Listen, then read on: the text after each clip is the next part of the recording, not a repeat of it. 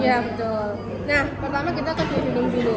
Duodenum kan ada 4 pars, yaitu Superior, inferior, ascendant, descendant. ya, jadi ada pas superior, pas descendant, pas inferior, sama pas ascendant.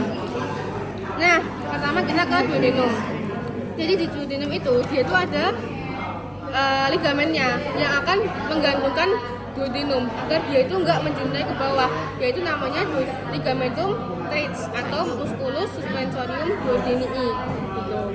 Dimana nanti dia letaknya tepatnya ada di duodenum pars ascendens. Ini akan kita bahas di belakang. Nah, pertama kita ke duodenum pars superior dulu. Ini kalian jangan lupa hafalin buat skeletal piece-nya. Pertama kita ke duodenum yang pars superior. Nah, kalau duodenum pars superior itu kan merupakan bagian usus pertama yang akan terkena oleh makanan dari lambung kan. Nah, makanan yang udah diolah di lambung itu kita sebut dengan kimus. Nah, kimus ini dia tuh sifatnya sangat asam. Jadi itulah mengapa duodenum pars superior ini merupakan bagian dari usus yang paling sering terkena ulcus duodenum. Gitu, tepatnya di ampulla duodenii-nya. Nah, gimana sih cara tubuh kita tuh mencegah supaya kita tidak terkena ulcus duodenum? Jadi seharusnya secara normalnya kan ini kan ada musculus sphincter pylori kan. Nah, itu akan mengeluarkan si kimusnya itu awalnya cuma 3 mili doang. Nah, kimus yang cuma 3 mili ini akan mengirimkan semacam alert ke duodenum untuk menghasilkan ion bikarbonat yang mana sifatnya lebih basah.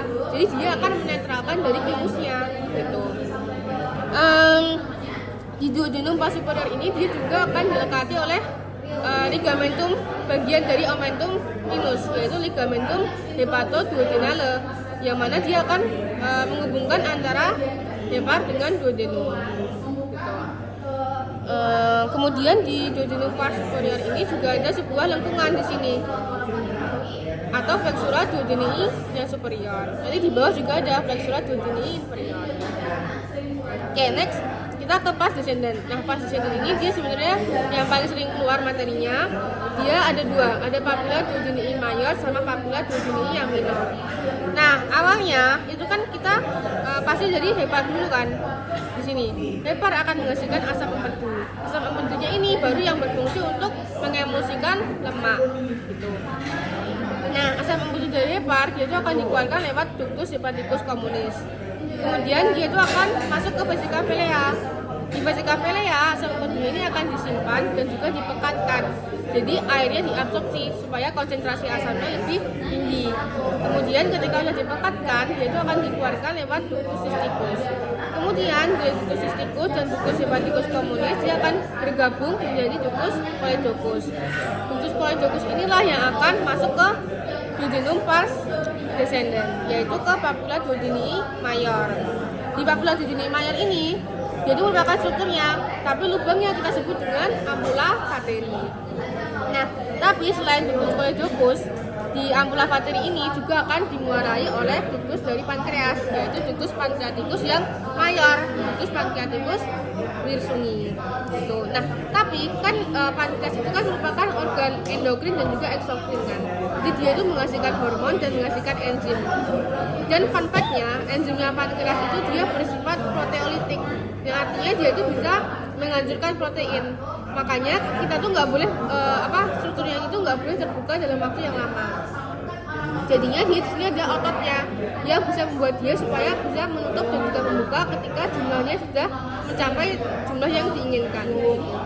Nah, itu nama ototnya adalah musculus sphincter odii yang ada 3 tadi. Ini dihafalin juga ya. Kemudian ada juga papilla duodenii minor. Papilla duodenii minor ini dia itu juga akan dimuarai oleh pankreas ya, tapi ductus pancreaticus yang aksesoria, yaitu yang santorini.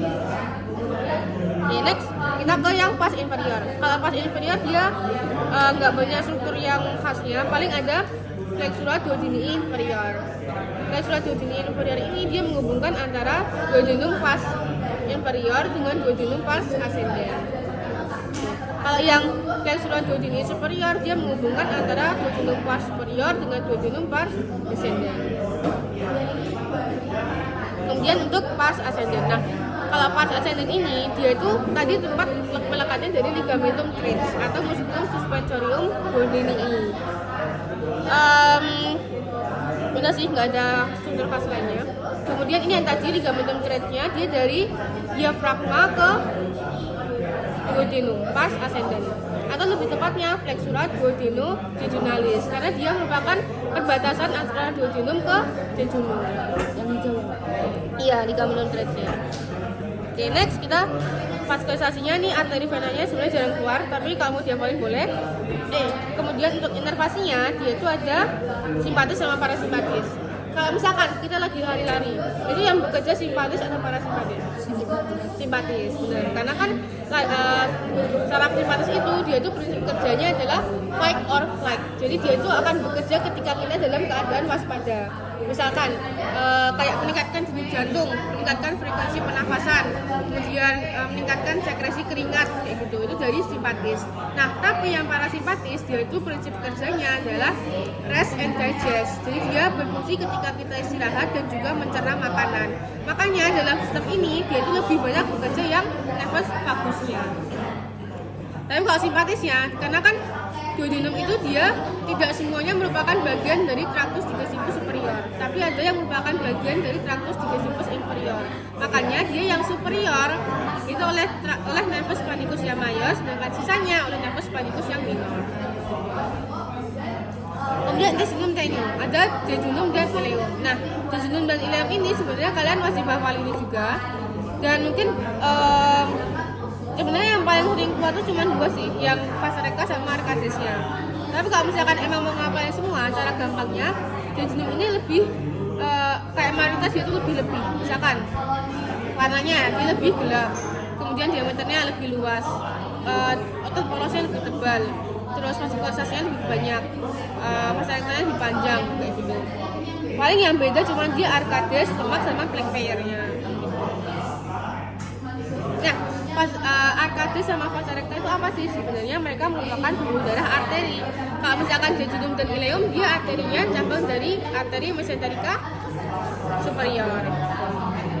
Nah, bedanya kalau misalkan vas recta dia itu yang panjang-panjang, kalau arcades itu yang berbentuk semacam anyaman gitu. Fungsinya dari mereka itu apa sih?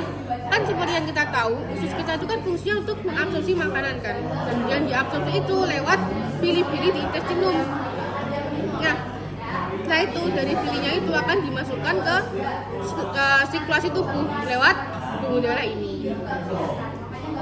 Kemudian kita nah ini vaskularisasinya sesuai strukturnya aja. Kalau misalkan jejunum berarti arterialis jejunnalis, kalau ileum berarti arteri ileokolika.